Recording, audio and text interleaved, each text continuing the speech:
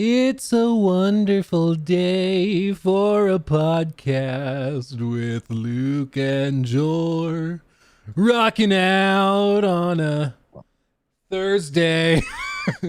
I'm now listening to our previous episode because before you or we went live, you were asking like there was something else that I should do for the intro, and I'm now at the point where we're talking about someone is asking, is it okay to watch Christmas movies right now? Oh, yeah. And I then remember I that. think that spiraled into a conversation about it. So you do the intro, I will keep listening, and then maybe I know what you were supposed to sing. And of course, if you are watching live, put it in the chat. Then Yeah. I don't remember because I don't want to know now. Joe Raptor said something last week and was like, okay, next episode you have to start like this. And we can't remember what it was. Yeah. So anyway, it's a lovely day. We're back with another episode of the Free Roam podcast, rocking and rolling. We have a handful of things to talk about. Some things we kind of predicted that we might be talking about, and a couple of others that I don't think we saw coming, such as a doubling down from Warner Brothers on literally everything that they shouldn't be doing. So we're going to talk about that. It's going to be a good time. This week has been kind of weird, kind of intense. We had the launch of the early access for Call of Duty, the story campaign, which was, of course, historically terrible, and everybody knows about that. I had some things about the zombie mode as well that's like also really bad. It's like, what the heck have they been doing? It really felt, because we of course last year had the rumor that this was going to be a DLC for Modern Warfare 2. Of course, on PlayStation there's not even a platinum trophy. It just says like under the Modern Warfare 2 trophies, it says like Modern Warfare 3, which is hilarious. Yeah, and of course the multiplayer is only like the old maps, so which is like pretty cool, but that is usually like, that's the new game. The new game is old maps, bare bones zombie mode, and a campaign you can finish in 4 hours. Well, nice. Yeah. Well, and it's like at the end of the video that I put up on whatever Monday, I think, or Tuesday, on the Call of Duty single player, I found a Reddit post from somebody had shared with me during one of our streams, and they basically just said, so it's like 230 gigabytes to download the whole package that you pay $70 for. The only thing you can engage with in early access is this campaign. So it will literally take you, if you have 100 megabit per second download speed, which is pretty standard in the States, it will take you longer to download the game, potentially, than it will to actually play the campaign. And so it's just crazy. And 4 hours is being very generous. Yeah, for me it was like 3 hours 15. Maybe if you're playing on like veteran, it can take longer. But I mean, it's literally just like recycled, straight up copy paste set pieces and stuff from Warzone and DMZ. I mean, even down to like the original Gulag kind of castle looking thing is just copy and pasted somewhere else. And then they fill it with bots, and the bots are painfully stupid. Like, the whole thing's a disaster. And you're right. I mean, it is a straight up DLC that they're selling as a standalone game. Basically, what they did, in case people listening are not familiar, they took Modern Warfare 2 and then they went and reworked it into what they're calling the Call of Duty HQ. So it's supposed to be like the parent platform launcher, kind of like what we've heard Assassin's Creed Infinity might be like, a singular launcher for all of your stuff. But then they have this extra kind of add-on package that's Modern Warfare 3, which is totally a different thing. And so in order to launch it, you have to launch Modern Warfare 2, which is now Call of Duty HQ, and then you have to launch Modern Warfare 3 from within that app. It closes down the first app, opens the second app, which usually needs to restart as well. So there are literally like at least two restarts of the app before you can boot into the game you paid $70 for. And even then, like while I was recording the video, it crashed like 4 times. It's just baffling. I can see this happen as well with Infinity, looking at Ubisoft, but let's hope that that's not the case. Fingers crossed. Fingers crossed they're taking their time. Dylan, thank you for the super chat, by the way, and thank you to everybody listening live. Hey, here's a tip. Since Yeah, I've thanks, watched Dylan. a lot of your content, I should probably pay a bit. You're fine, man. Thank you just for listening. But I do love how you break things down and stay away from being a shill like all these other people love you. We try to call it like it is. You know how we be doing. We try to just call it straight. Like all these other people. Yeah. That's just me Let's every not other call day. out names.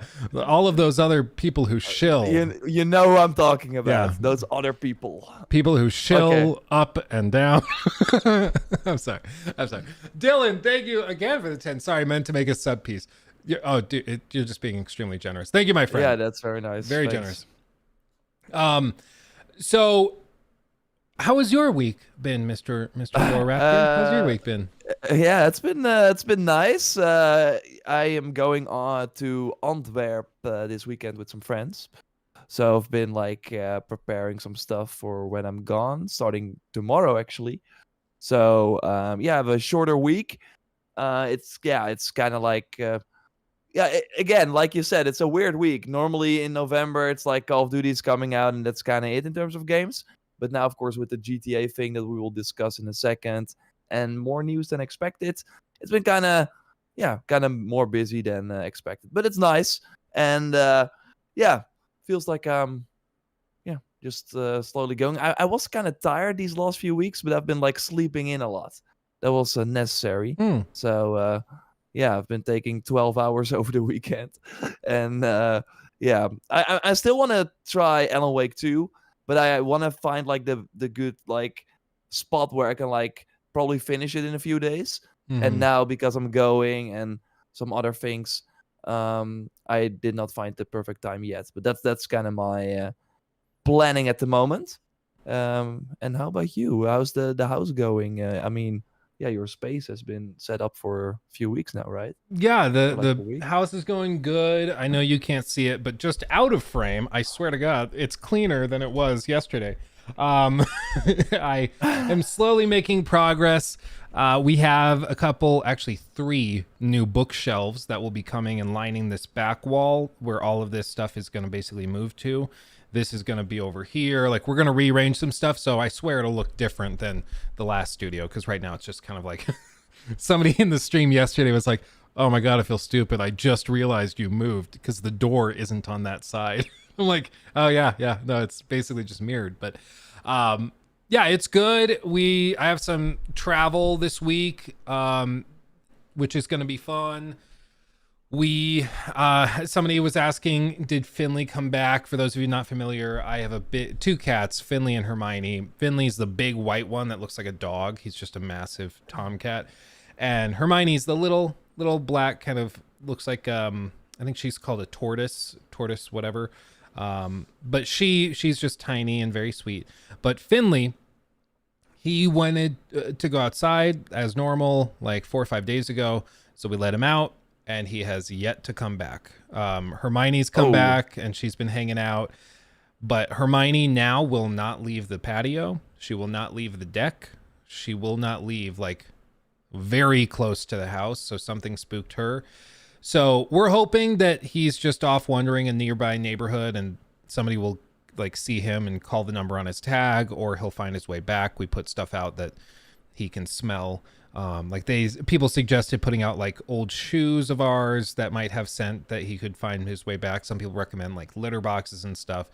So we're trying. We saw somebody in like a local missing pets Facebook page. They said that they spotted a white cat sitting in a driveway in a neighborhood like 1.5 miles, 2 miles away. And so I went at like 9:30 at night, and I just drove the neighborhood for like 45 minutes. Wasn't able to find him or see him. And who knows? I mean, there's lots of white cats out there, but we'll see. The tricky thing is just, and this sucks, and we talked about it yesterday, but like we live in an area where there are coyotes, there are big owls, like you just never really know. But crazier things have happened. People have said that, they've had their cat missing for 2 weeks in this neighborhood, and then they just wander back like nothing happened. So fingers crossed. That's what's happening. Fingers crossed. Fingers crossed. That's of course with like a new place. Yeah. It's tough because he was fine for a few weeks, and people said it's common when you move that the animals might get confused finding their way back home. But he was fine for a few weeks. So he got acclimated to the neighborhood and to finding his way back here. And so if he is honestly just lost, he must have just wandered really far off. But he's a big boy. He can take care of himself. I mean, seriously, like I said, he's like the size of a dog. So if something tries to mess with him, at the very least, he's putting up one hell of a fight. But no, Finley has not come back. I think I mentioned on the Monday stream that he was missing and hadn't come back, and he's still missing. So we will see what happens, but you better believe I will let you guys know if he does return. Yes, please do. Fingers crossed. Please do. But not to bum everything out. There are some good things that are also beyond our control going on out there right now, such as an announcement for a game that people have been saying is coming out every week for a decade. But if you listen to this podcast, you were like prepared that this could happen because we talked about it 2 weeks ago, actually. That, like, I think someone asked, when do you think GTA is gonna be announced? Or there were always rumors. Like, there were always rumors it's gonna happen. Yeah, we discussed, like, if it's gonna happen, it will be before the Take-Two investor call, and that investor call happened yesterday. And yeah, lo and behold, just before that call, we got an official tweet from Rockstar, and they did not even bother putting out an image, putting out anything. Because they don't need to. Yeah, but imagine if you also... I mean, they must have the logo ready, right? Yeah. So, are they, like, doing another moment for that? Or are they like, look at us, we can have 156 million views? Well, and what's really interesting about this is that it's like part of a nested sequence of tweets. So they replied to their own. This isn't even just a straight standalone tweet. What they did is November 8th, next month, marks the 25th anniversary of Rockstar Games. Thanks to the incredible support of players worldwide, we had the opportunity to create games we're truly passionate about. Without you, none of this would be possible. And we are so grateful to all of you for sharing this journey with us. In 1998, blah, blah. Rockstar Games was founded, blah, blah, blah. We did great stuff. And then they finish it. We are very excited to let you know that in early December, we will release the first trailer for the next Grand Theft Auto. We look forward to many more years of sharing these experiences with you. Thank you, Sam Hauser. And then Mudahar, of course, comes in clutch with the comment, I came. So what's your takeaway from the announcement tweet? Because there's one glaring thing that was surprising, I think, to all of us, even in the investor call.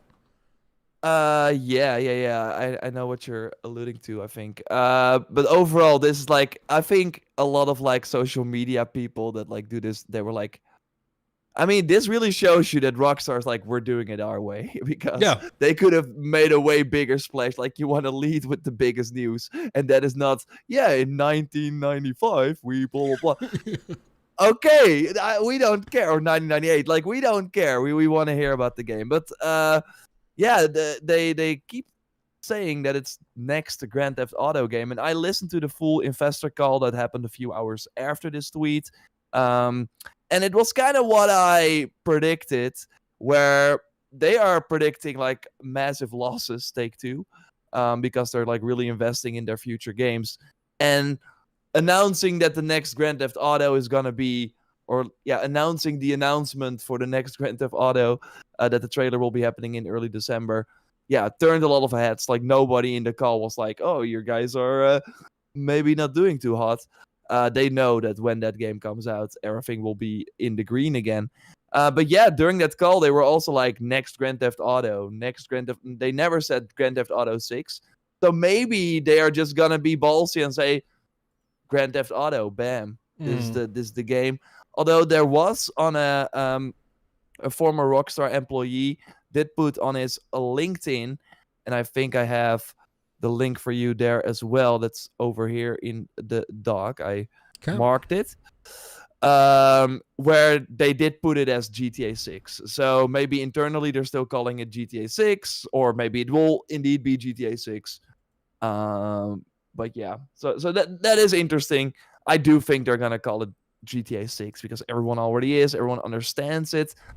Although, yeah, it like, it could also be just GTA, because this is gonna be the game we will be playing for the next 10 years or Yeah. longer, maybe even. Well, and one of So the why not questions drop is, the number? like, are they doing with this? There's been rumors, so like you never know what to believe or what not to believe, but there's been rumors forever that this is going to be like their Assassin's Creed Infinity. It's going to be their platform where they're going to do potentially expansions to the online component, new areas, stuff like that.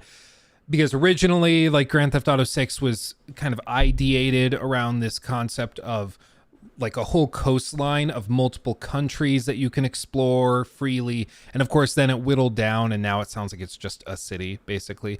But maybe they're going to bring expansions to add those other areas, but we just don't know. I mean, the one thing that we do know about Grand Theft Auto online support, and especially single player, there's basically no support. Whether it's, you know, Red Dead Redemption 2 or Grand Theft Auto. But online support, they do get some like new content packs and stuff, but they don't really add new spaces. Maybe this is going to be the first time they do that, but I would not hold my breath. Yeah, I think that was also, of course, it was on PS3, and like it was on many older generations. So I think that also hold them back. Of course, it is still on PS4 and Xbox One, so I think that's holding them back. While of course we do have the next gen versions. While right now, I would be shocked if this game still comes to PS4, Xbox One. It's totally not gonna happen. But yeah, that leaves way more room with the SSDs of these systems. Yeah. To build on that, and yeah, that was the rumor that they fought way bigger, and then they were like, wait, we have to release this game as well. Let's tool it down, focus on Vice City, and then expand that maybe over time. And I hope they expand single player wise as well, because I do think there is a separation between people that just want to play the single player and people that are fine with doing the online. Obviously the online is huge, but let's hope if they add a new zone, that you can then also play it in the single player, like that they expand it that way. Yeah. That would be cool. But what do you think? Early December, is that the Game Awards, or do you think they're gonna do their own spot? Because Game Awards is of course on December 7th. Yeah, I mean, personally, my hope for everybody that's revealing stuff at the Game Awards is that they drop the GTA trailer like December 1st, and they give it like a week to sizzle, and then everything at the Game Awards at least stands a chance of getting some headlines. Because you better believe, like, even a week after, most gaming journalist websites and stuff are just going to be flooded with GTA speculation, 10 things you missed in the Grand Theft Auto trailer, all of those videos. It's going to be everywhere. And so I would like, for the sake of the broader community and industry, if they gave the Game Awards a little bit of breathing room. Now, maybe their attitude, one of the things that the CEO actually said, which I thought was kind of interesting, was that he was like, yeah, we are, I think he said, terrified of competition at all times. And I was like, that on the one hand, I think is a healthy attitude to have. Like, you never want to be overly confident. You always want to assume that your competitors have something that you don't. I don't know if it was terrified or like he's always very worried. It was something basically akin to that, where they're never resting on their laurels. They're always trying to assume that other competitors are doing stuff that could push them over. And so maybe his attitude is just like, we don't give a crap about the Game Awards. Like, yeah, we want to dominate headlines. We don't want anybody talking about any other game other than GTA 6. So we're going to announce it, maybe not even at the Game Awards, maybe just the morning of, like, just to screw with everybody. During the Game Awards. During the game. Not being at the Game Awards. Can you imagine? That would be insane. Like, that happened with Gamescom a few years ago, 2021, when Sony bought Insomniac. They announced that during the Gamescom opening night live, and then Jeff Keighley was like in his ear, wait, I'm hearing that Sony bought Insomniac. It was really weird because it was talking about this other game. So then Jeff would be like, dude, I would have loved to have that announcement. I mean, there are things with Jeff immediately after they dropped the tweet from, hey, GTA is coming early December, or the trailer. Jeff immediately put, hey, watch the Game Awards December. So there are rumblings. He's like liking tweets. Like, people are checking everything. I think it's gonna be separate though, because they don't want to share the space. And also the Game Awards is like at a pretty bad time for the rest of the world. Like in the US, it's in the evening, and that's in Europe. It's like very late. It's like 3 a.m. So I think they want to grab like a spot. Like they put out this tweet at like a very early morning. 6 a.m. where I'm at. Yeah. Yeah. So if they're doing that, like they could have waited a few hours because the investor call was like 6 hours later. So I think they're going for that like sweet spot. I think they're gonna do their own thing, because you would imagine if you want to be part of Game Awards, you probably have to pay up as well, I think. And there might be companies that are like, I don't want to be in the same show as GTA 6. So that might also cause some issues. Yeah, I said on the podcast yesterday, or on the stream yesterday, I said, dude, if I put myself in the position of like somebody at PlayStation that just worked with Jeff to get paid to have like a trailer for Marathon revealed or something, I would be calling Jeff right now and be like, listen, bitch, tell me right now. Blink twice if you have the trailer. Blink twice, because I'm going to be very upset if our stuff gets drowned out because of that. And that's why I think, like, I don't know Jeff's ultimate motivations with the Game Awards, if it's just about raw view counts or what.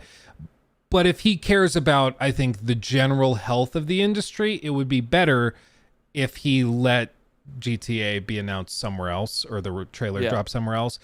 Otherwise, everything else that happens at the Game Awards is going to be an afterthought. I mean, you could have another Bill Clinton rabbi thing happen and nobody would be talking about it. Yeah, it would be like drowned in the GTA. No, and what you usually see with the Game Awards, like the biggest announcements happen either at the start, because that's when the most people are watching, or at the end, because that's the final thing you kind of remember. And so GTA will be either at the start. Well, if it's at the start, everyone will be tuning out because they're like, okay, I'm gonna like watch the trailer now. I'm gonna watch all the TikToks that people made about it. And yeah, then all the other stuff will kind of not be nice. And I don't think Rockstar wants to be at the end when the least people are watching. So I think they're gonna do it the separate way. It is just very interesting. They say early December. They could have said December. Early December, December 7th. It lines up perfectly. Yeah. So maybe Jeff is like really kind of sweating right now. Like, please don't do it on December 7th. Can you December just, 6th. Dude, the pure chutzpah. Like, what would Jeff do? I bet they have a contingency plan. Like, let's assume Jeff doesn't have the trailer locked down. Yeah. And so he's like, oh, well, we're going to put the show on. They're doing it early December. There's a possibility they drop it like in the middle of the show just to mess with us. Like, do they have a contingency plan where they have an extra 5 minutes in the show to just be like, right after the mobile games, just be like, and here's Grand Theft Auto 6. They do, as they're just like launching the YouTube trailer. Yeah, you see the YouTube player hit play. Yeah. Oh man. I mean, we don't know. Maybe like Jeff cut a line in front of Sam Houser, or maybe one time spill his coffee over him, or gave a really good back rub or something. Yeah. Where he's like, we're gonna get this man once and for all. I mean, I wouldn't put it past Take-Two. Take-Two is like, they don't give two F's. Like, they're gonna do what they think is best for them. And honestly, I can understand why. Their stock, I mean, everybody assumes that the guys behind GTA and Red Dead would be like the kings of the industry and would be just swimming in cash. But like, Take-Two Interactive as a stock, as a company, has had troubles in recent years. Like, yeah, they have a handful of really huge franchises, but they're no Activision. Like, Activision has Call of Duty, which every year does gangbusters. Not to mention all of their other live service games. Take-Two has like Grand Theft Auto Online, which is a game from 10 years ago. They have Red Dead NBA. 2. That's NBA. That's what's keeping them alive. It's really Rockstar and NBA. And the rest doesn't matter. Yeah.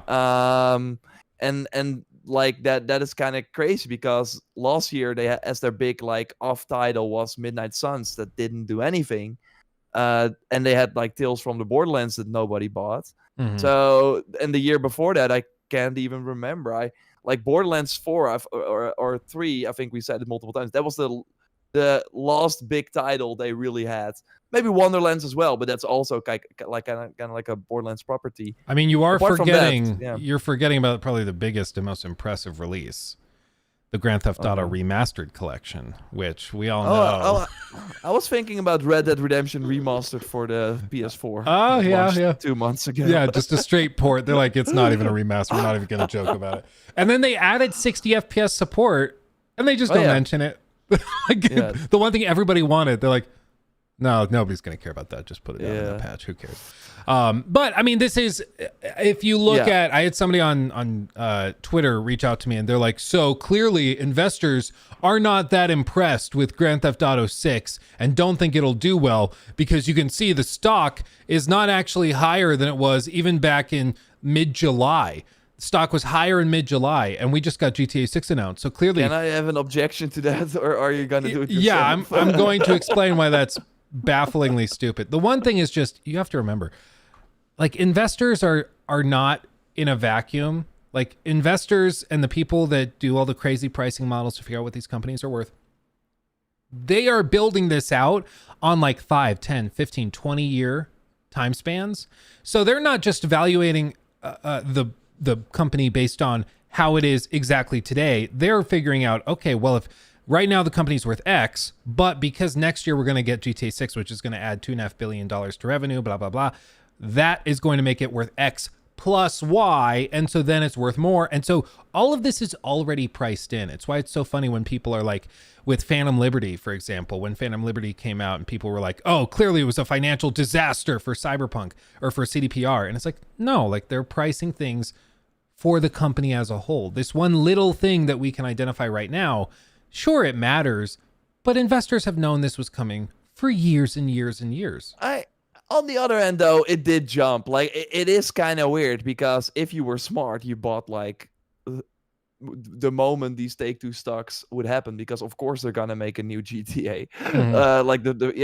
Because if we look at it, like, from max, it of course started at like $5 in 1997.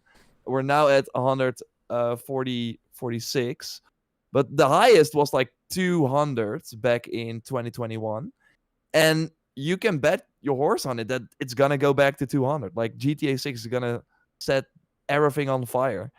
The other factor with this that blows it all up is just with inflation, the dollar's worth a lot less now than it was. Yeah, that's right. So like $200 in 2021 is not the same as a $200 stock today. It's just different. No, but what I mostly meant is that, because, yeah, sure, people look at it from the long haul, but on the other hand, when it was like announced, like on Tuesday, November 7th, it was 135. And then when the Jason Schreier report came, and they officially announced it, it jumped by $12. So there are still investors that are suddenly awake.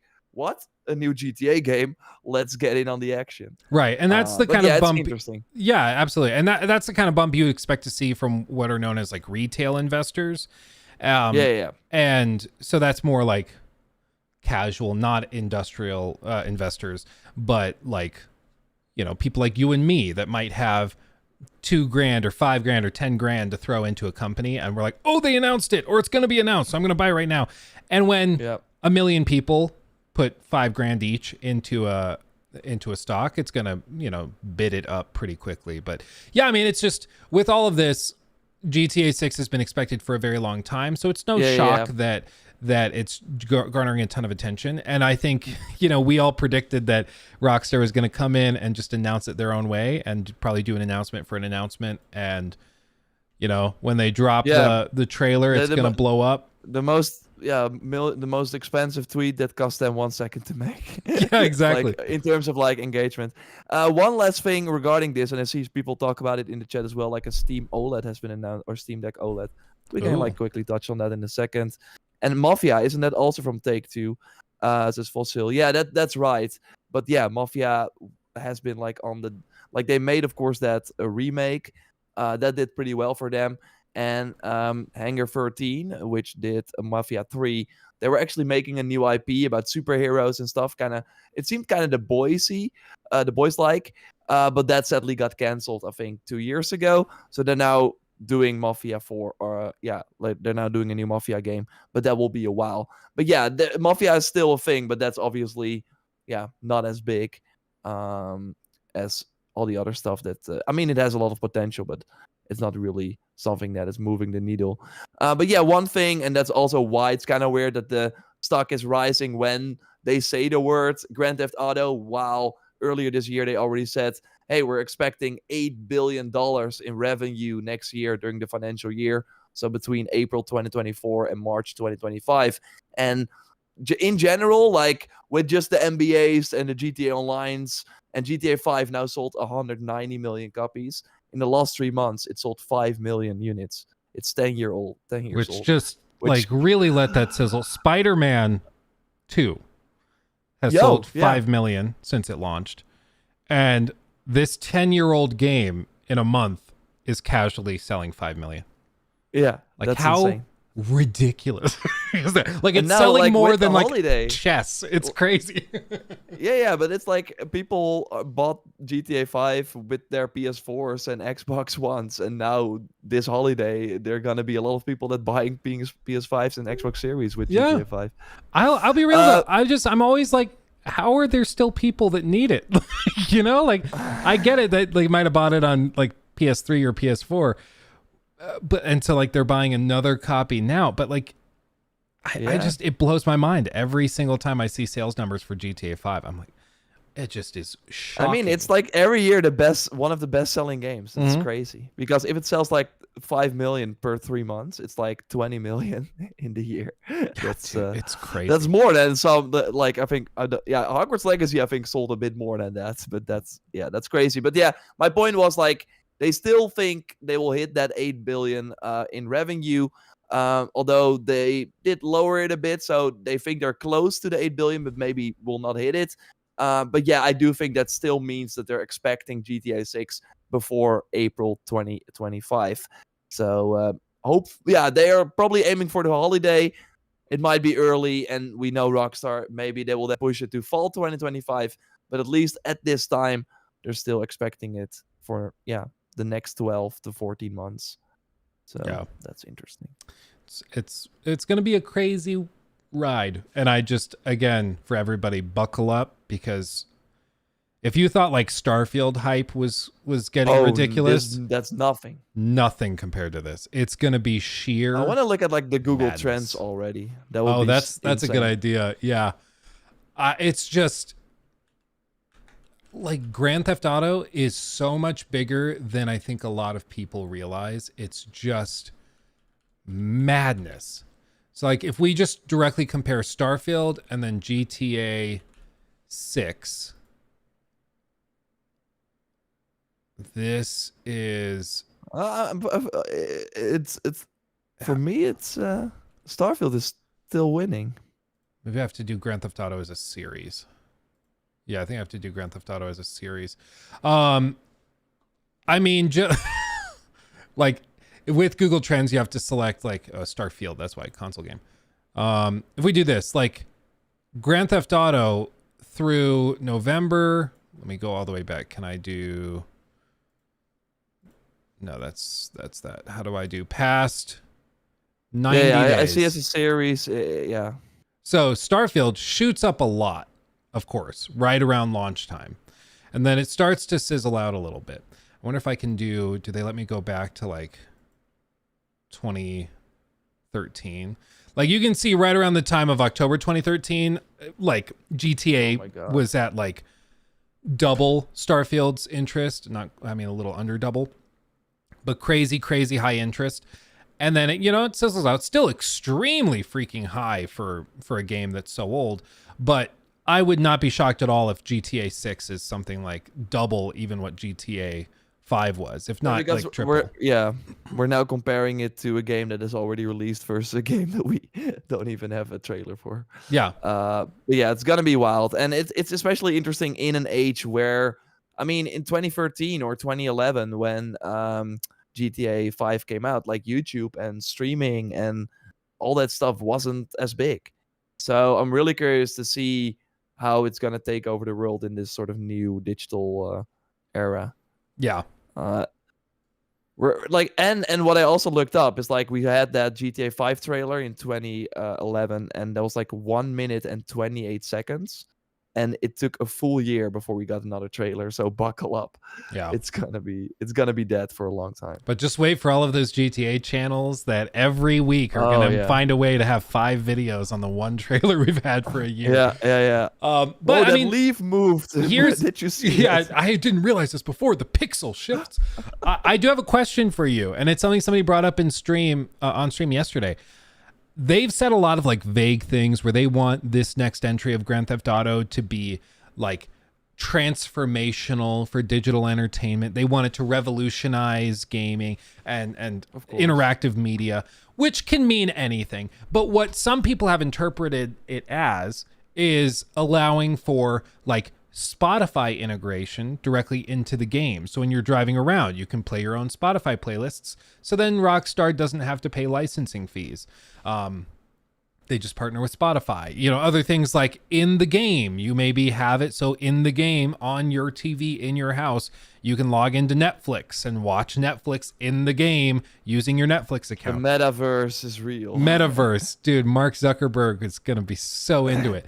But like my question is, do you think that that's all just speculative nonsense, or could you actually see a world in which that takes place?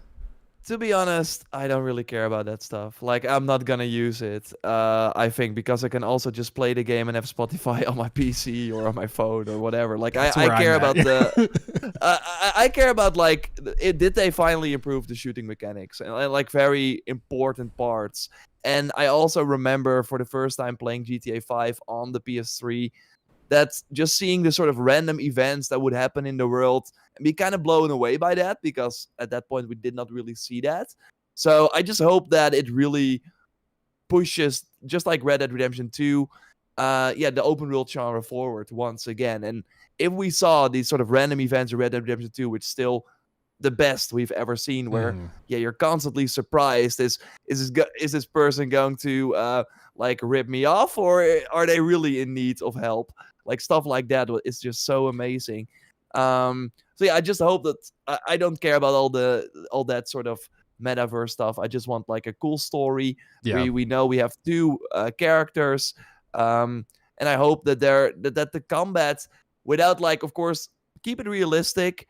I do hope they focus a bit more on quality of life though, because that is something that was really missing for me in Red Dead Redemption 2, where if your horse would die in the middle of a desert, good luck. You had to walk for 30 minutes. I get it. Wasn't fun though. So I hope there are, of course, GTA, different type of game. You can probably just call a car or whatever. But like, I hope they make sure to kind of, go more into the balance of what is fun and what is realistic, and kind of meet in the middle there. And yeah, I just hope that in particular the world is just way more that we can way more interact with the world this time, go into more buildings. Yeah. Nope. We already had that in GTA 5, but I hope there's just that we're really impressed by what they've done as like an open world type game. And how they're gonna expand it over time, and hopefully also in terms of single player, that they're not forgetting that this time. Yeah. But I mean, I totally agree. I would much rather them announce that, you know, they've quadrupled the number of dynamic interactions than hearing that you can log into, like somebody said in chat, you can log into Pornhub in the game, you know, like that doesn't matter too much. It would actually be funny, Leo, saying, yeah, you can play GTA 5 in your living room in GTA 6. Yeah. Honestly, it might actually be technically possible, given how powerful the PS5 is compared to like the PS3, which ran this thing before, which is comparatively basically a toaster. But you have to buy a new copy though. Yeah, they make you dude, can you imagine they make you pay another $60 a game? Oh, that'd be so good. So anyway, it's gonna be a lot of fun. We'll see. I totally expect the trailer to be very very lean, probably just a tone setting trailer. I would guess no more than 90 seconds, and it's going to ignite the internet for a little while. And I guess, you know, we can take bets now and we can reference this later. Do you think the trailer or parts of the trailer leak before it drops? No. You don't think so? Okay. No.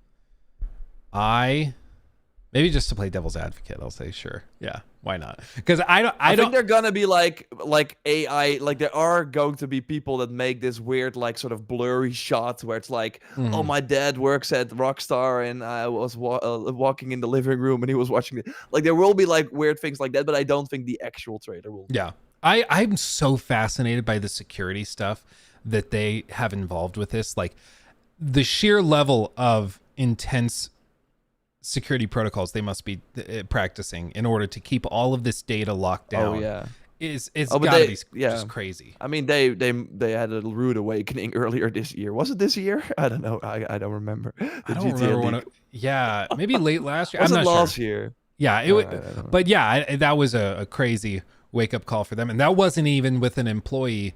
That was with somebody just getting in, which is even crazier. So. I don't know. It was last September. Okay.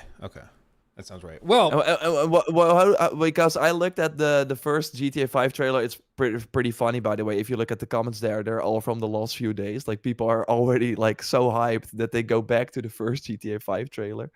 That had 90 million views, by the way. And that is again when YouTube was kind of like, what do you think the number will be? 24 hours from the trailer. I mean, that will be hard to see, but maybe when we discuss it on the podcast, of course. Like, what do you think? Do you think it will already reach like 50 million? Probably, right? It's I'd say within 24 hours. Yeah. My question would be like, you know this, and people in chat might not, but even on YouTube today, there's a difference between like the stats that I can see that a video's current stats show versus what you'll see when you click on the video. So like we had a video that went up Tuesday, and after like at the 24-hour mark, let's just say it said like 120,000 views when you clicked on the video on the page. But on my end, I see 150. And like YouTube's still processing it, still verifying views. And it goes back to way back in the day when this is how you know if you're a real G of YouTube. You remember when it was stuck at 301 plus views? Oh, yeah. Oh, wow. Yeah, that's a throwback, right? Yeah. They just freeze They it. are right now doing real-time likes, though, and real-time views. So that's kind of cool. So even if you, so they are updating that. I saw a proto saying, Jorn Luke, did you see that on the Mass Effect trailer? They didn't even have 500,000 views. And I saw that as well because I was looking at it today, and that's like, yeah. I mean, Mass Effect still has like a huge audience, of course, but that's not a lot. But it was also like a weak trailer. It's like the teaser where one person walks around and like walks down a hall. Yeah, and then you have the logo. And then the news drops that it's allegedly still. Oh yeah. Like 2029. 2029. Yeah, and so it's like I don't know how much weight to put into this. But like to finish this off because we got some other stuff to talk about as well. We both think it's not going to be at the Game Awards then.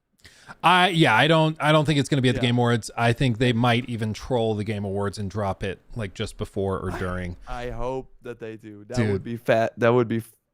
I'd lose it. Awesome. It would be so funny. Poor Jeff. If that happens, poor Jeff. I can just see him calling Kojima, crying. Did you see what they did? Anyway, let's talk about some other baffling stuff, and we'll kind of clip our way through these other topics relatively quickly. So a lot of stuff happened in the last like few days in the gaming space. A lot of companies gave statements, financial earnings calls, and stuff like that. Sounds really boring. Super boring, but that's why Twitter. No, I think it's fascinating. /X exists.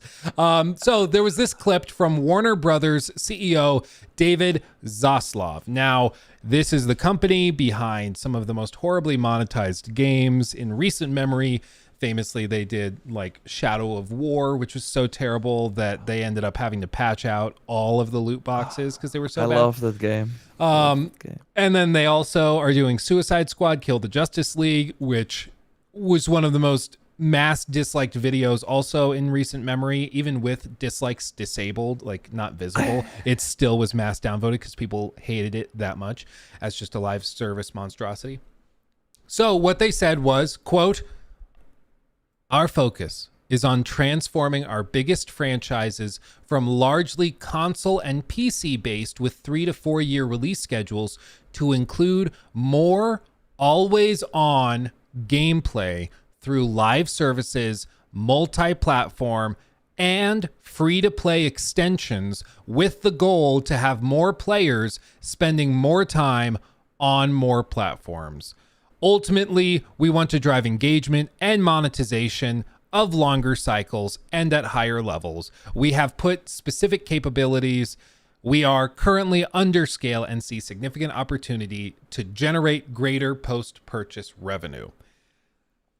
Literally everything he says is the opposite of what he should be saying to make gamers happy. Like, if you put into ChatGPT, make a corporate statement about monetization in games that's going to piss off every gamer on the planet, it would generate this.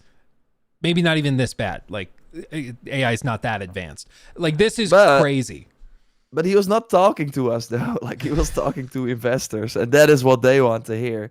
And to give people some context as well, so when he is talking about their biggest franchises, he's talking about Harry Potter, Game of Thrones, DC, which is mainly Batman today, and Mortal Kombat, with Mortal Kombat, of course, already being kind of a live service. DC, we know Suicide Squad is coming. But yeah, people are already like, okay, so Rocksteady, they're after Suicide Squad, hopefully are going back to Batman to have a safe bet. But yeah, it seems like that will be some sort of live service then as well. I think it's like, on one hand, I kind of get it. On the other hand, it's like he lives in a vacuum and is not looking at what his portfolio is doing, because the biggest game they released this year was Hogwarts Legacy, which is a single player RPG, and it sold like 20 million or probably even more units. It's coming to Switch next week. It's insane. On the other hand, you have Suicide Squad that everyone is like, we don't want this. This doesn't look great. Why the heck are there purple weak spots and gear and stats on my Suicide Squad character? Why does Harley Quinn's baseball bat deal 10% more bleeding damage than this? Like, what the heck is going on here? They had to delay that by a year. So that was not for him, like, maybe we should not have these single-player studios make live service games. No, instead, they're doing the complete opposite. They also had multiverses, remember that. They also tried that as a live service, and then yeah, it's now gone and it's coming back later, and we don't know how they're gonna do it. It's super interesting how the one thing that worked for them, Hogwarts Legacy, actually made them be like, okay, we have to do the other things that did not work for us. So I find that very interesting. And also Mortal Kombat, it launched, sold only 3 million copies. That's for Mortal Kombat not very good, actually. I think the older titles, or like even the previous one before this, sold way better.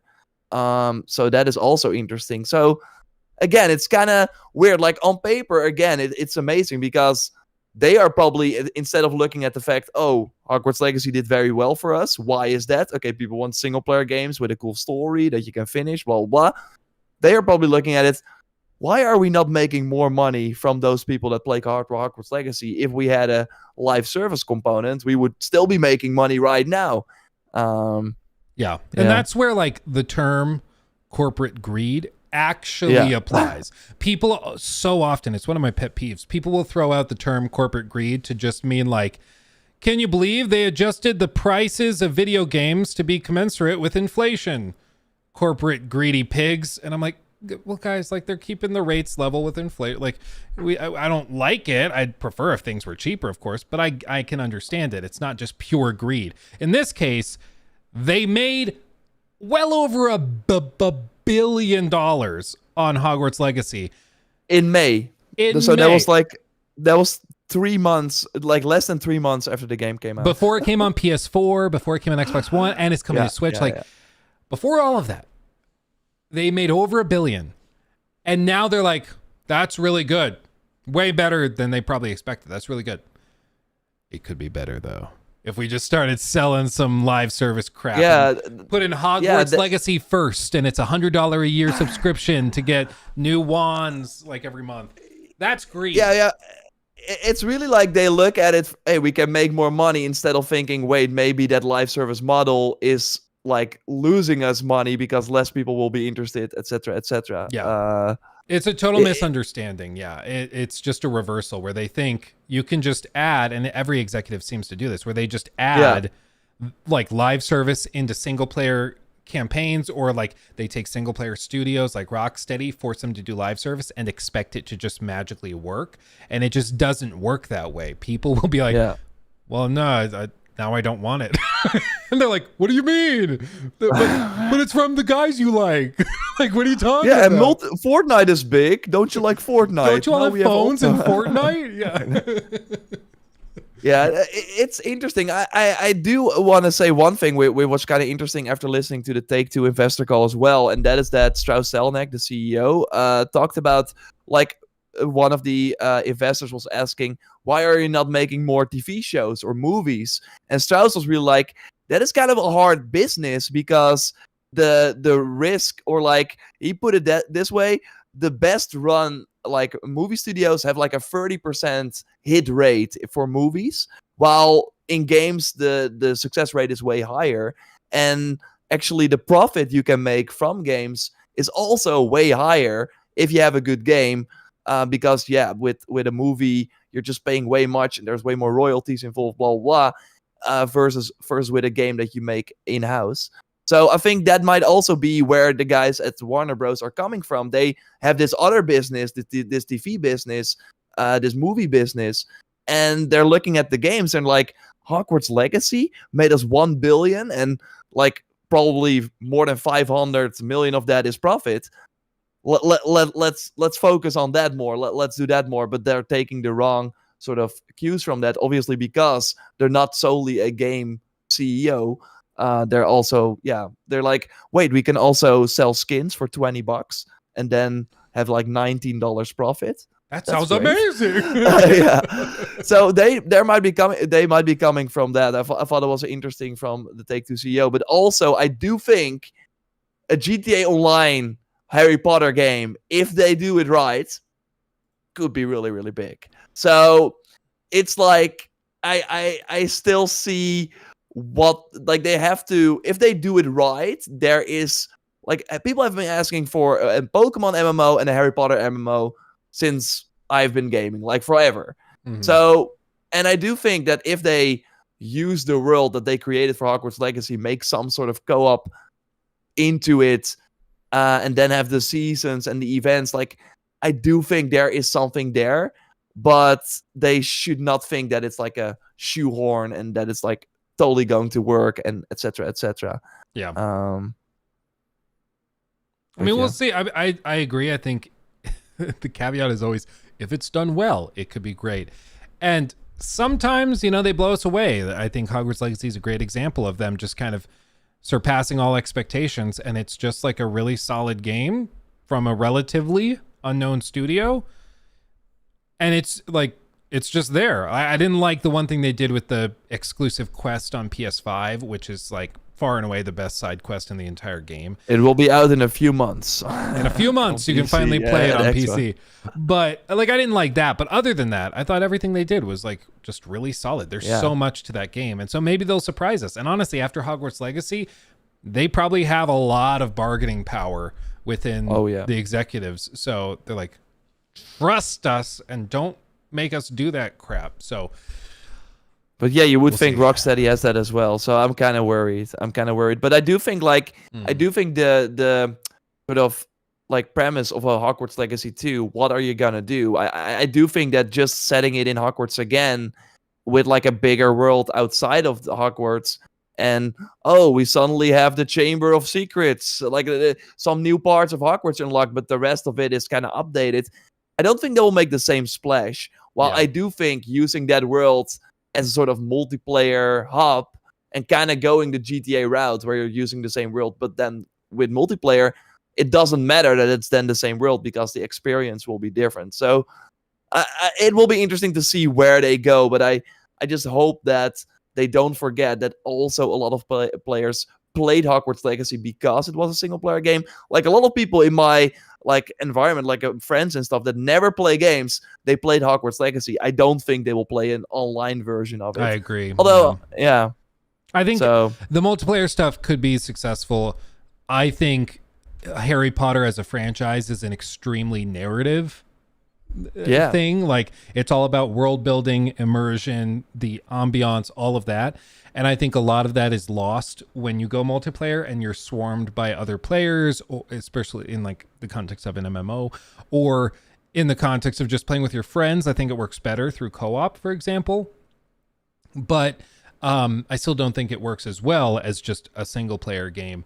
And as for how they make a sequel more interesting, I mean, I totally agree. I think Hogwarts has to remain there a little bit because Hogwarts itself is a character in these stories. So it's always got to be there. But I think you're going to see them take trips to London. They're going to have quests in Azkaban and all sorts of stuff like that. And you'll start to traverse a lot more. And yeah. so I would love them to go like to a completely different school. That's then they have way more freedom as well. I mean, that would be I awesome. think that would be yeah. really cool. But I'm not sure if that will have the same appeal for people because it's like nostalgia mostly. Yeah. I mean, that's a great question because that would be building on the lore and the canon of the series, which is perhaps, maybe that's exactly what people want. Maybe that would be a turnoff. I'm not sure. We're gonna find out though. Yeah. We're gonna find out. Or you can like pick your school where you go to, so you have like different playthroughs. Oh, dude, that'd be crazy. That would be crazy. That'd be crazy. But yeah, we're not gonna see that because they want you to buy that one for $20 in a Helix pack with a cool skin for your Griffin and that sort of stuff. $20. Wanna make sure that your plants grow faster. Pay up now. Yeah, I'm still surprised that that's not a thing in there because when I saw in those trailers the timed plants growing, I was like, oh no. No. And then it ended up being okay. Maybe it was because that was really because I think Gotham Knights also had like plans for a lot of microtransactions that also I think did not happen. Yeah. So maybe that was like kind of their approach, and they were like, yeah, but let's try and get these games right first. Maybe. I mean, I'm really hoping, and again, I would just love to talk to devs. Shout out to any devs out there that want to speak anonymously with me about the development process of these games, because I just am interested. Like, I would love to know if in Gotham Knights there were microtransactions and like loot boxes and stuff for all of those crafting materials you had. And then they did like play tests and it was received horribly because of that. Yeah, or the Shadow of War thing happened. It's kind of like what happened. Yeah, what happened with Battlefront that also like got a lot of people scared. Let's tone that down. Yeah, like when Disney has to step in and be like, "What are you doing? Stop it!" Like, you know, it's pretty bad. It's pretty bad. On the other hand, though, Avatar, hold on to your Benji because they're going hard. There are gonna be tons of Helix packs. Oh man, I'm so ready for it. It's gonna be so funny. Okay, let's see. One of the other things that was, I mean, I guess it could be seen as a positive in the realm of live service video game development. Sony came out with some surprising news. What was that news, Mr. Joe Raptor? Yeah, so we talked about it before on the podcast that they were planning to do 12 live service games for before April 2026, which was like kind of, oh my god, how are you going to do that when you have nothing announced yet? Like you're not doing a lot of live service games? Well, yeah, that was kind of legit because they now pushed 6 of those games to a point beyond that March 2026 window. So now they still expect to launch 6 live service games in the next 2 years, which is still quite a lot, but we of course know about some of them. During the PlayStation Showcase, Concord was announced, a new sort of sci-fi shooter. We know about Fair Games, of course, from Haven. Helldivers 2 might be one of those games. So yeah, they're still launching 6 of them, but the others were pushed for quality. That's to make sure that they will meet the quality expectations from gamers. And that seems like a good thing. Like The Last of Us multiplayer is probably one of those games that was planned for before April 2026. But of course, yeah, we know it's on ice. Maybe it will never come out. Maybe they will retool it, whatever. Yeah. So yeah, more games have been delayed similar to The Last of Us. And that happened because Bungie was, of course, bought by Sony. And then they made the rounds, went to every studio and were like, hey, we can't sell horse skins in this game, so please retool the item shop. Yeah. So I mean, the way it was described earlier this year, and what they confirmed in this earnings call was that Bungie went around to pretty much, I guess maybe they sent their like monetization managers or something. I don't know. But they went to all of these different studios working on live service games, and they completed what they called a quote unquote rigorous portfolio review, where they went through all of these live service games that were scheduled and just kind of pushed and prodded to try to see if this was actually going to be successful. Again, it's really freaking funny to hear that Bungie was assigned to this in light of recent news where they're missing revenue targets by 45%. Like they're really, really struggling. But apparently Bungie offered their expertise, and at least 6 of the games were not ready for prime time and would not live up to PlayStation's quality concerns. The current, or who's soon going to be the interim CEO of PlayStation after Jim Ryan steps for maximum down. a year, it was announced. Yeah, he said, we're reviewing this. We are trying as much as possible to ensure that these games are enjoyed and liked by gamers for a long time. Of the 12 titles, 6 titles will be released by fiscal year 2025. That's our current plan. As for the remaining 6 titles, we're still working on that. That's the total number of live service and multiplayer titles, and mid to long term we want to push this kind of service, and that's the unchanged policy of the company. It's not like we stick to certain titles, but game quality should be the most important thing, which I agree. Like I've said, the concept of a multiplayer, even like extraction shooter or battle royale, with the gameplay elements and the graphics of The Last of Us Part 2, I'm in. Like, that sounds awesome. I'd play that. Now, whether that meets their standards for monetization is the real question. Yeah, but I think like with the problem with the game like that is that it's super hard to maintain, because it's probably cost a ton of money to make new content because of the high quality bar that they have, and the hunger from the players. Like if they can only launch a sizable sort of update every 4 months that you can maybe finish in a few hours because it's like story based or whatever, that doesn't work. So I think that was probably one of the issues with that Last of Us game.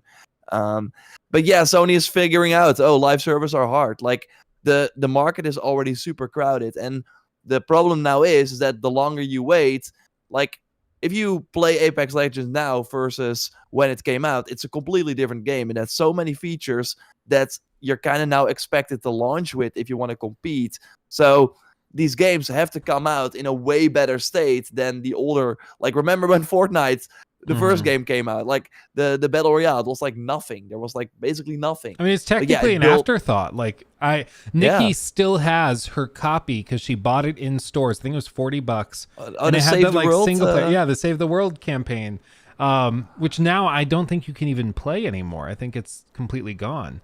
Maybe it's like a separate mode you can launch. No, it's gone. I think. Yeah, they RIP'd it. Yeah. Yeah. But yeah, it's we're gonna be curious. We will follow it. But yeah, 6 in 2 years means we will probably see 3 of them in the next 12 months. But yeah, I don't know. So far, I'm not that excited. I want to see that Horizon online game. That is like the one. And I think the Ghost of Tsushima. I'm not sure if you played the Legends mode that they had. Yeah, that was amazing. So if they have like a full game on that could be cool. Yeah. I mean, we'll see. There, like we said, there's 3 in the next 12 months and then 3 in the following 12. Like you're talking probably 1 for spring, 1 for summer, 1 for winter or for the holidays. Like there's going to be a lot. And this is why I've tried to warn people, buckle up, because you're going to see a lot of announcements from PlayStation with franchises you probably know and love that are all live service games, and they're still working on the single player stuff, but it's going to very quickly feel as though PlayStation is just pumping out live service games. But yeah, and I do think like they're obviously saying, we're still doing the single player stuff, but I think they could go the Rockstar route. What if one of those live service games is so popular and they're like, we can have. What if the Last of Us multiplayer game comes out and it's super popular? Like, they can be like, sure, Naughty Dog, you want to make a single player game, but you can also make a map pack for this, and it's gonna make you way more money. So let's slow down on the single player stuff. Obviously, I don't hope that will happen, but it's clearly the goal, right? They want to make more profit, and that is in live service games if it's successful. Yeah. But no, exactly. I mean, I could see a situation where some of these like designers at a place like Naughty Dog are worried about that. Like you're in a position where like as a developer, you might half hope that this is not successful because if it is, like you said, they're just maybe that's why they that's why they didn't do their best for the multiplayer game, and that's why it's now on ice. Dude, can you imagine if they were like self-sabotaging because they're like, we don't want to become another mobile game or like online studio. We don't want to do that. That would be very interesting. It's also very interesting. Some new AC Red information that dropped. Yeah, but let's go to the Steam Deck first because we got a donation. Oh here. Yeah. For Alphatron. You all hear about the Steam Deck OLED coming. That news broke while we were live. We also got Zoobmare. The fact that the current CEO Bavoon has not thanked the Warner Brothers stock yet proves rich people are out of touch. Yeah, we will see. I mean, the gaming section for Warner Brothers, mostly because of Hogwarts Legacy, is doing very well. So far there's nothing to worry about yet, but we will see.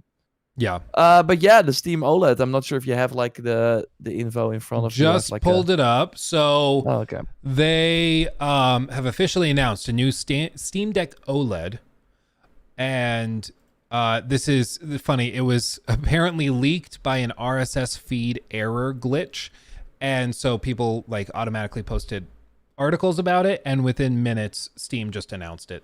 They're like, yeah, whatever, screw it. I mean, it's also coming November 16th, so it's like very, very, very I do remember though reading, I think not so long ago, that they were like, yeah, we're not gonna do a new Steam Deck anytime soon, but maybe they meant in terms of like internals. That's my assumption. But it's still like a better version. Yeah, it's available starting the 16th. It comes with 512 and 1 terabyte options. As far as the screen, it's still 1280 by 800, which I don't think is that big of a deal because it's a handheld. You don't need super dense resolutions. And it's on a new 7.4-inch diagonal display. Of course, it's OLED. It has a new 50 watt-hour battery for slightly longer battery life. 6-nanometer APU, Wi-Fi 6E, and a longer 2.5 meter charging cable. The 512 model, let's see, the 512 will be $550 in the States, and the 1 terabyte will set you back $650. And the original models will get price drops to $400 for the 256 gig version or $450 for the 512. So interesting. And the 1 terabyte option has an exclusive startup movie and an exclusive virtual keyboard team. Wow.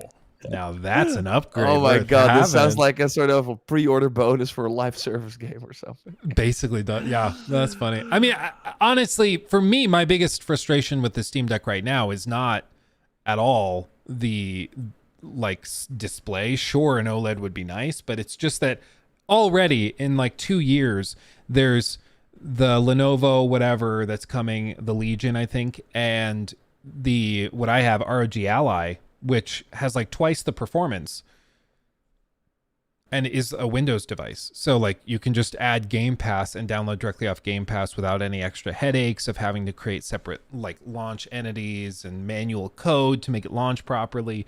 Like it just works better.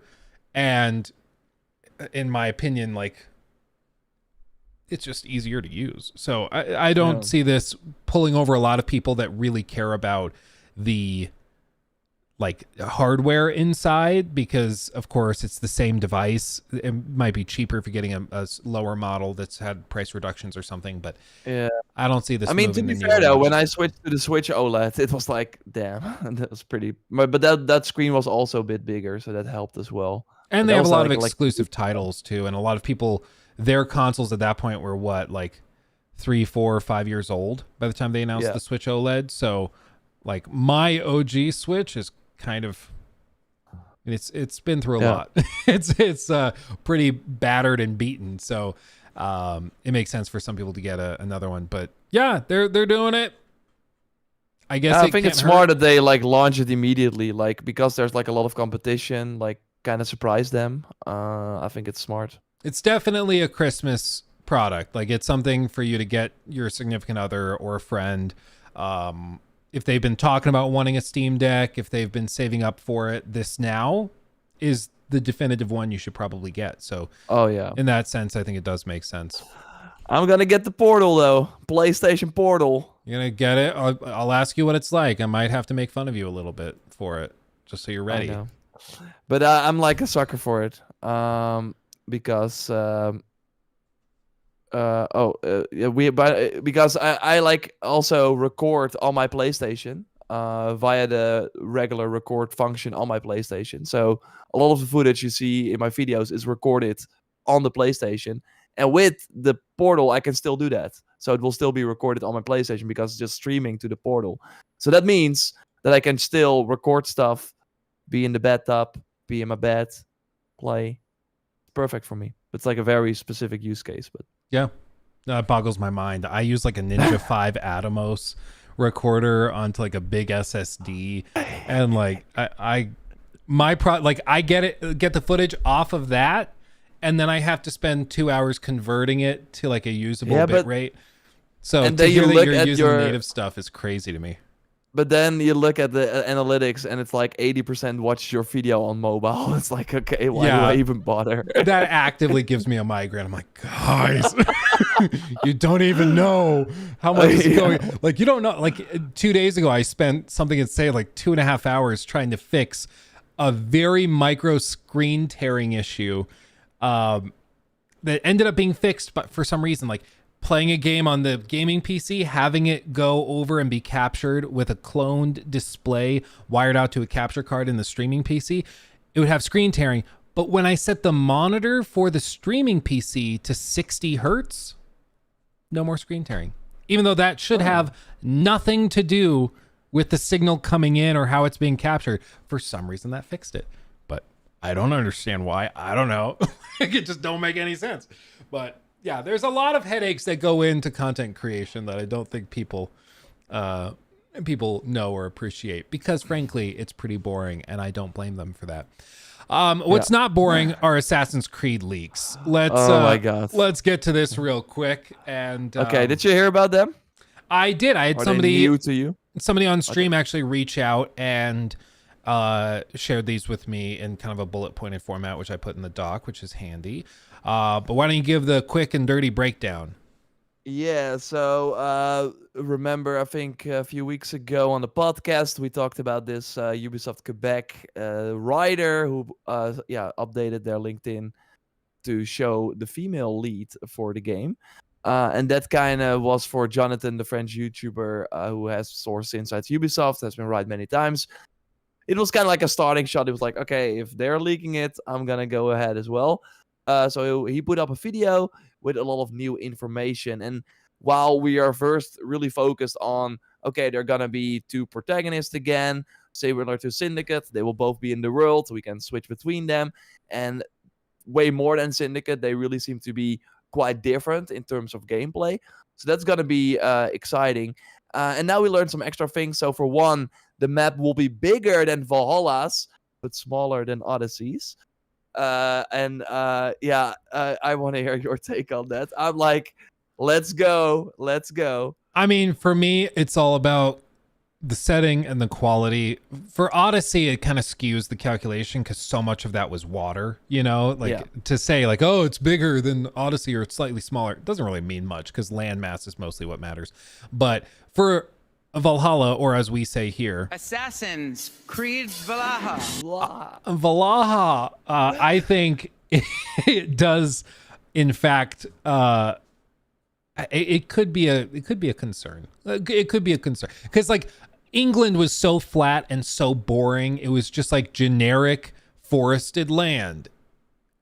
Insert here. Yeah. Like there was nothing really unique about it. But if they have actual points of interest, unique cities and stuff, then I'm happy. Like for me, it's mostly about cities, and hopefully we actually see some of those. And I think they also said already, like as sort of confirmed detail, that they're, of course, with this being the first current gen title, that we should also like the forests should be way more dense. Like it should be just the environment itself should also be more interesting to explore.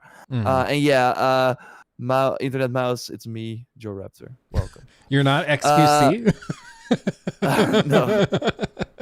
So also what they seem to be kind of continuing, which we kind of saw in a limited version in Valhalla, where instead of having the icons, you saw like kind of like colored dots. Seems like in Red they are going to have even less markers and less guidance, so similar to Elden Ring. And Jonathan also said in his video that like Ubisoft titles have been doing this recently, where you have like the exploration mode and the guided mode. Guided is more traditional, where you're like, okay, there's the icon, I'm gonna go there. But exploration is like, look for this cave, and the town next to it will have a man standing right there. That you kind of have to like figure out where you have to go. That seems to be the default mode in Red, and we don't know if there will be also a guided mode. So basically, they want you to explore a bit more than in previous Ubisoft titles, which I think is a good thing. And one way to do that is the grappling hook. It should be like Sekiro, but it won't be that you're like shooting it and then you're like kind of zipping to it and then you're suddenly on the top of a building.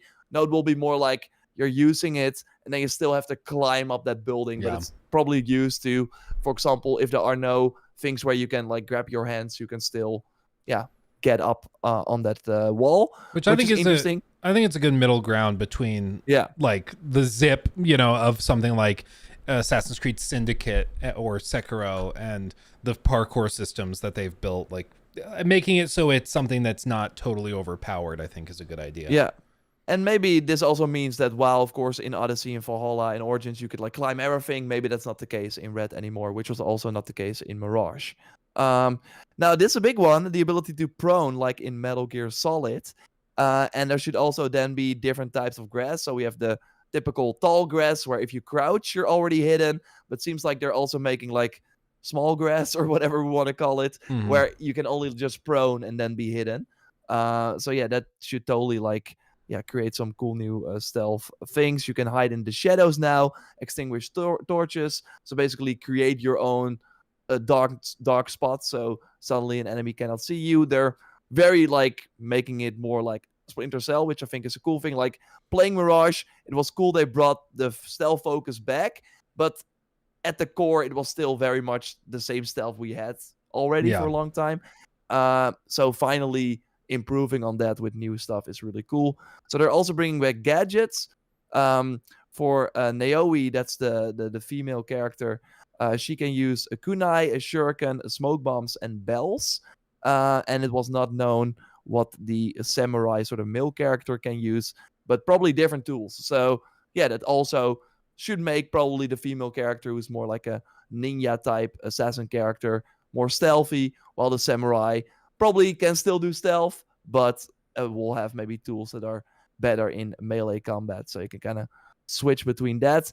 They also talked about a posture system similar to, Jonathan says Sekiro, but Ghost of Tsushima had that, of course, as well. Yeah. Where you kind of, depending on the enemy, change your posture and then try to, sort of break their defense. So you open them up for some powerful hits. And that also means that the NPCs are a bit harder to take out, which is cool. And there are, of course, going to be a lot of camps. So you also have commanders. And then when you're like battling that commander, it also really sounded like Ghost of Tsushima. I don't think you have this sort of standoff at the end, but you can then at the end decide, am I going to kill this commander, get his equipment, or am I going to turn this person into a spy for me, who will then find missions and other points of interest for me. So you can kind of, decide, do I want to have some extra info, or do I just take all his stuff and not have him work for me? There should be enemies with guns, which kind of hints at like a later setting, so maybe 16th century or something. Yeah, and that's interesting because we haven't seen those in the RPG games yet. And the graphics won't be quite like Star Wars Outlaws, but definitely be better than Valhalla and Odyssey, which makes sense because, again, this is a current gen only game. And I think that's fine, because I still think if you go back to Origins or something, it still looks pretty great. Yeah. So, sounds pretty cool. There's a lot. There's also, and again, I don't speak French, so I haven't been able to confirm this manually, but there's also apparently a mention of a sort of spy system where there's camps with commanders inside of them. And When you go to the camps, you can either kill or spare the commander. If you kill him, of course, you get some extra loot. But if you spare him, he can become a quote-unquote spy, which could give you info for missions, side missions, main quest activities, things like that, which could be interesting. Yeah. I mean, that's a cool, interesting thing for the choices that we, of course, have. Because I'm curious if they will bring them back. I totally think so. But there's like another way to not have them maybe impact the narrative, but still the gameplay.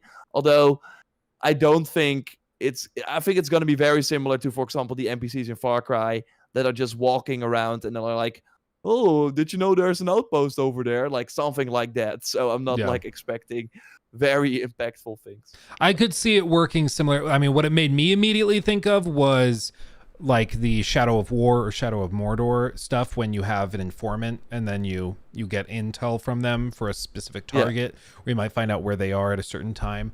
So something like that. I mean, I think that could be interesting and cool. Somebody also said, wouldn't they technically be opposed if one is a ninja and one's a samurai? I mean, they did a similar thematic thing in Ghost of Tsushima, where it's like two opposing tactical approaches, and even it's tied up in the ideas of honor and what's respectable, and do we really want to win dishonorably? Is that even worth it at that point? And then like comparing those two and putting like people who approach these situations very differently in the same situation, trying to fight towards a common goal, I think is really interesting. I mean, it builds conflict right into the relationship between the two main characters, and I think that could be really, really cool. So yeah, and that was kind of for me for Ghost of Tsushima, because it was, of course, from Sucker Punch. Like in Infamous, you could really kind of choose, am I gonna be good or bad? But in Ghost, it was like you're always becoming the ghost, so you're always becoming kind of someone who's like, I'm not gonna live by the rules of the samurai. So I'm curious how they're gonna do that in this game.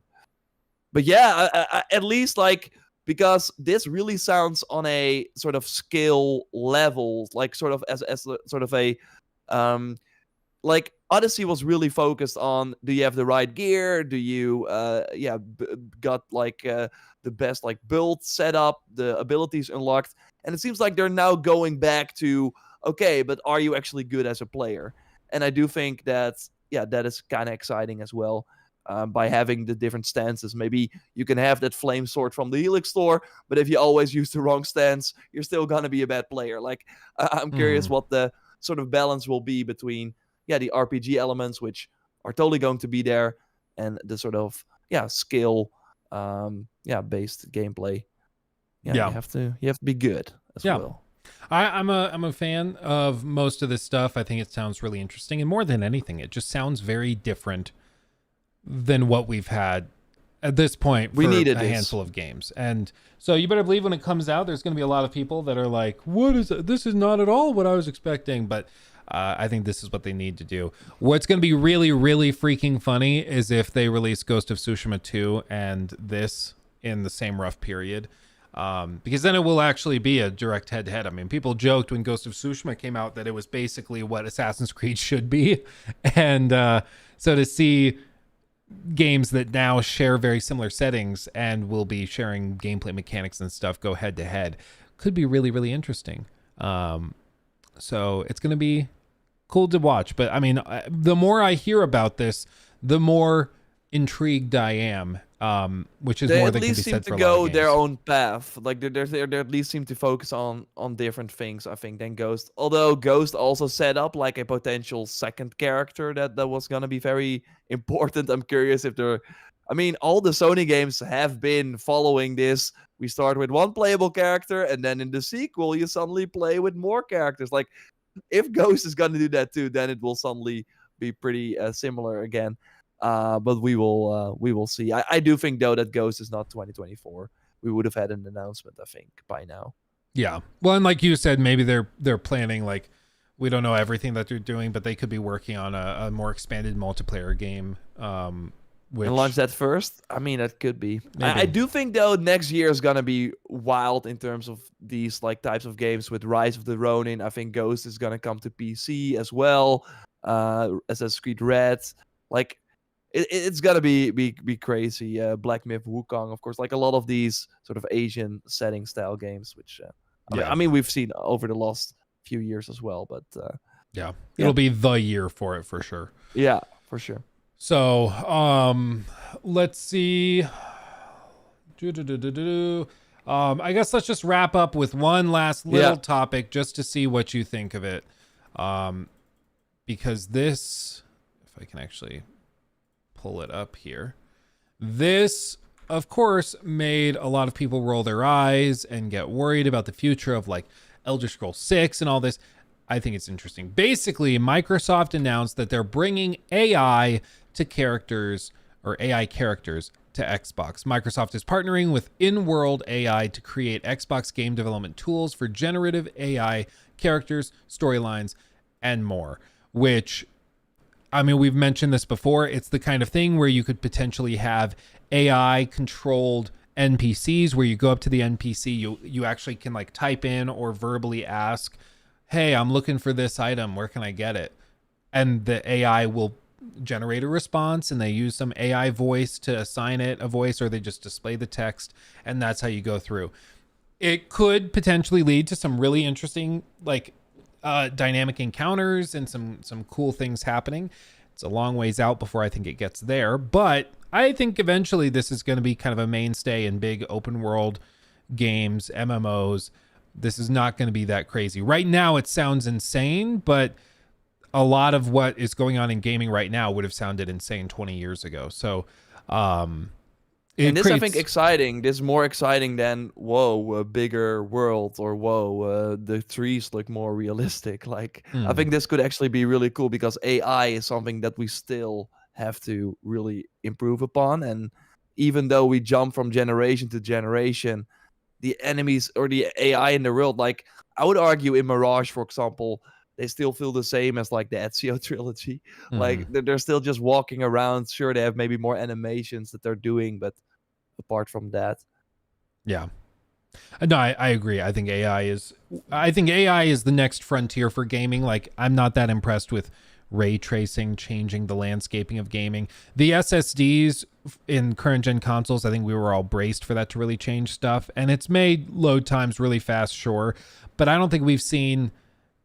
Spider-Man 2 is probably the best example of like really fast traversal being possible that wouldn't have been possible before, but we haven't seen many instances of like wild systems working in ways that we just have not seen before, you know? But with some crazy AI stuff, I think that would be something very noticeable. You could have entire games built off of it where, what was that game years ago where it was like you, the like game master or whatever is like learning from the way players are playing, and so they alter how it works? Or am I just totally, or maybe it was Alien Isolation where they said that like the alien is supposed to learn from how you're playing the game and adapt to it in real time. You could have games cool. like that actually built with generative AI to alter and shift stuff around, to make certain enemies or like factions in long-term strategic games behave much more realistically. There's really cool stuff you could do with it, but naturally this brings up a lot of ethical questions. People are like, so you're putting writers out of work, which technically I guess could be the case. I don't know. Yeah, for I mean, I saw a lot of people, because the Game Awards also like announced this, because again, Microsoft is like putting a lot of stakes behind it. But I also, from a lot of like things that I hear from the investor calls that I listen to and all that other stuff and other news, is that it mostly like gives because I do think that writing sort of dialogue for the Far Cry NPC that you run into in the world is way less exciting than writing a cool side quest with like a beginning and an end and stuff. And if you can give the AI those like, yeah, those tasks that are not that exciting, then I do think that, yeah, frees up the actual writers to make cool and more exciting content. So I think it could actually be pretty cool. And what the Take-Two CEO also said is that scripted AI things, I think Hogwarts Legacy comes to mind. I think they actually did a pretty great job, where if you would walk down the hall, you would see students like messing up their project, or you would have the knights, the sort of statues come to life and beat each other up. Like, that was really fun. But that was the same thing happening over and over again. And at one point you've seen it all, and it really felt made for that moment. It felt like you were walking there, and then that event triggered. With this, and if they can really make a lot of like AI sort of unpredictable behavior, you can really have other weird things that even the developers did not think of. And that's of course why multiplayer games are so exciting, because you're quote unquote create your own story with your GTA buddies or whatever. So what if the AI are like unhinged as well and behave more a bit like players? I think it could be pretty cool. And of course, having a real conversation with an AI where instead of having 4 options, that is like, what do you do here? Where do you come from? What can I do at your place? And can I see the blacksmith shop or something? You can actually like you said, ask, okay, I got this quest. What do I need to do? Or how can I get this crafting item? And then instead of just having a menu telling you, hey, go here, you actually have this blacksmith tell you about it or something in a more realistic way. I think there are cool possibilities. It's always with new things that people are scared that it might ruin something else. And with a lot of this, like with technological advances, it's fine to, and I think it's good and noble to be concerned about those ethical issues. But if like there were talks of like the US when ChatGPT was first like made public, people are like, we need to ban this now. This is going to put so many people out of work. And it's like, if you ban it, guess who's not banning it? Like every other country that wants to compete. Yeah. Like it's not going away. So you either kind of learn how to adapt to it, or you're screwed. Like when email came out, or when personal computers came out, and all of a sudden this whole industry of people that all they did was like quick mathematics, and that's all they did all day, every day. They worked in businesses and did math by hand using like whatever multiplication tables and sliding rulers and stuff to do the math quickly. They were put out of work because these machines could do it faster and more accurately. And similar stuff is going to happen with AI, and that sucks for everybody. And that's why I think there should be ethical concerns of like generative AI that makes artwork. Should there be some way of tracking what exactly it was using to create that art? Or does that not really apply since people don't do that? I mean, if I love the style of Tim Burton mixed with Wes Anderson and I draw something that looks kind of like a blend, am I just stealing from those two? Maybe. But also, are you saying that I should pay them royalty? Like, it gets messy when you try to apply it more broadly. But it's fascinating. I mean, we are, I think, at the cusp of a very transformational set of technologies that could totally change, not just gaming. It will change gaming, absolutely, but change the world in general. And anybody who says that they know how this is going to go is lying. We have no idea how this is going to go, if it's going to develop super quickly, if it's going to kind of flop and flounder. We're going to find out in the It is years. like it is one of the new technical advancements though that I do see like a lot of people actually immediately put to use. And even if they are small things, it's not like nobody has to sell you on it, which was like the case for 3D, for example, or like, why do I need this? Someone has to tell you, oh, what, that's cool, and then you're still like, yeah, but why do I need it? And I already hear people that are usually not very like into the technical or like up to date with all the tech. Yeah, I just made this ChatGPT presentation and it worked well, or I asked the ChatGPT to write this for me, and everyone is like already running away with it. So it's also easy to use. Like, a lot of people see the value already. Yeah. So I mean, even just little things like me and Nikki have found uses for it. Like, we had a bunch of random kind of stuff in our fridge, and so I just asked ChatGPT. I was like, what meals can I make with 1 onion, a package of ground beef, like carrots? And I listed a bunch of stuff, and it spit out like 8 different recipes of different things I would have never thought of. And like, I was like, okay, yeah, that's awesome. Like, that's great. And it actually makes your life better. It's like the best example of this not working, like you said, where people have to sell on it. 3D is a great example, but like NFTs were another very recent thing where people were like, NFTs will make everybody's lives better. And you're like, why? And does. Just buy it. Just you will see. Buy it quickly now. Hurry. Yeah. There's nothing else to do, but it's going to be fascinating. It's going to be fascinating. I'm here for it. It's about time we had some really cool new technology actually make its way into the mainstream, because it felt like for a decade or so we were kind of at a plateau. Yeah, computers were getting faster. Yeah, cell phones were getting better and the cameras were getting better, but just now it feels like this is the next technological leap, and I'm here for it. I love the idea of progress. So I'm same. And like you said, it's like, instead of being like, we should boycott it or whatever, no, you should probably learn to use it, because then you will be ahead of people that don't. And that will only be helpful for everything.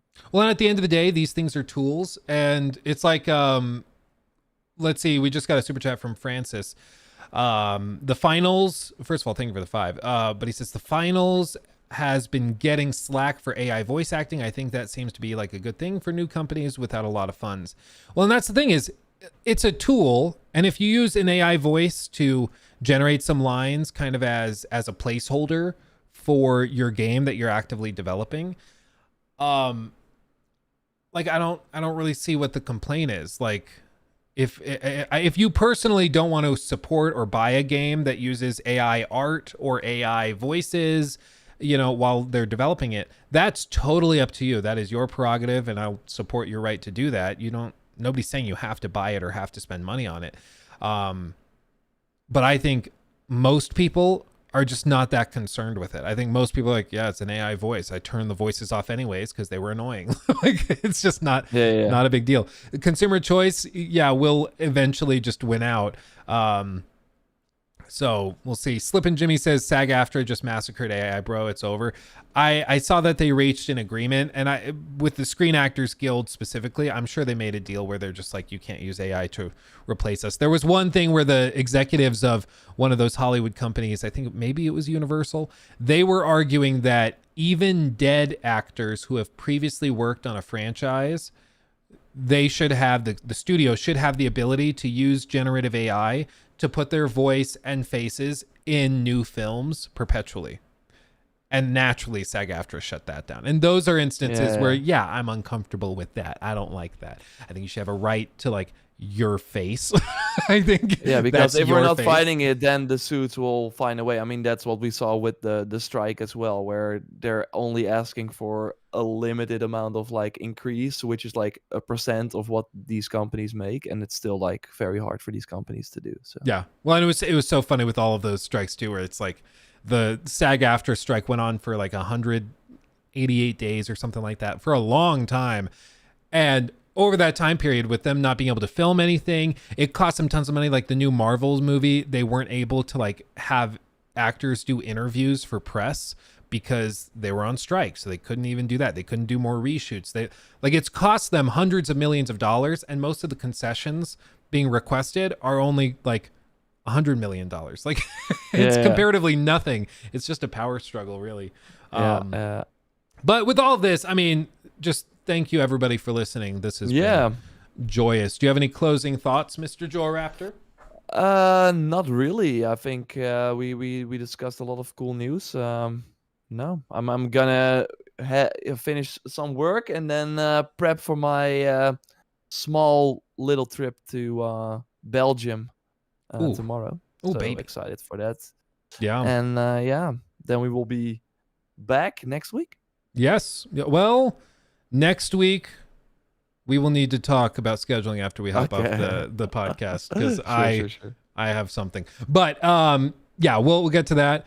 Thank you everybody for hanging out. Everybody that wants to hang out with me on stream, we'll be back tomorrow for our regularly scheduled time, and I will eagerly await seeing all of you once again. Much love to everybody. You guys are fantastic. Thanks everyone. Stay safe. Bye. We'll see you again soon.